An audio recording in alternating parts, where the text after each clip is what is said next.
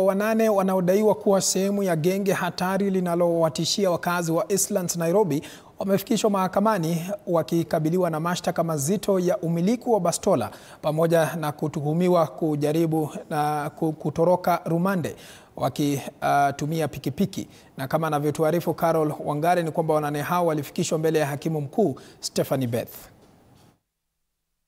Ni tukio lililovuta hisia katika mahakama ya Makadara, huku washukiwa wanane wanaodaiwa kuwa sehemu ya genge hatari linalotikisa usalama wa wakazi wa mitaa ya Eastlands, Nairobi wakifikishwa kotini wakikabiliwa na mashtaka mazito ya umiliki wa silaha na jaribio la kutoroka rumande.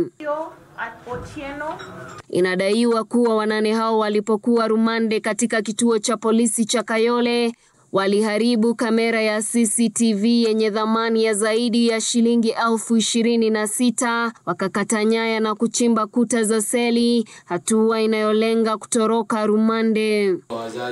Wawili kati yao ambao inadaiwa kuwa ni wachanga wa umri wamepelekwa gereza la watoto la YCTC kwa uchunguzi wa umri kabla ya kurejea mahakamani Oktoba 16 ili kusomewa mashtaka rasmi, huku wenzao 6 wakitarajiwa kufikishwa tena Disemba 9 mwaka huu katika mahakama ya Makadara kwa kuendelea na kesi hiyo. 17 years.